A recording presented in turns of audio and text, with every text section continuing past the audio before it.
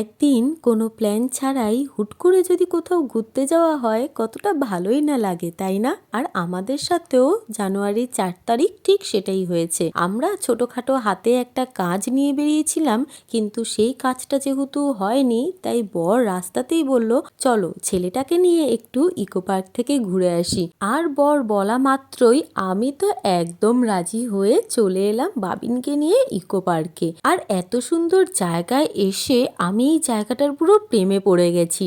আমার কাছে না আছে দামি কোনো ক্যামেরা, আর না আছে পার্সোনাল কোনো ফটোগ্রাফার, কিন্তু আমার কাছে পার্সোনাল একটা ফোন আছে, তার সঙ্গে আমার বর আছে যে আমাকে সবসময় ফটো তুলে দেয়। জানো তো, বাবিন এখানে এসে না খুব খুশি হয়েছে। আমাদের হাত ছেড়েই ছেলে দৌড়াদৌড়ি করে যাচ্ছে, আর এত দৌড়াদৌড়ি করছিল যে এই দৌড়াদৌড়ি করতে গিয়ে ও তো অনেকবার হোঁচট খেয়ে পড়েছে। চলো তোমাদেরকে এক ঝলক দেখিয়েই দিই। এই দেখো, এখানে ও পড়ে গেছে। আর এই দিকে বাবিন আর বাবিনের জুতো, বাবিনের জন্য যেই জুতোটাই কেনা হয় আর বাবিনকে পরানো হয়, রাস্তায় বারবার বাবিনের জুতো খুলে যায়। তাই বাবিনের বাবা এখন বাবিনকে জুতো পরিয়ে দিচ্ছে।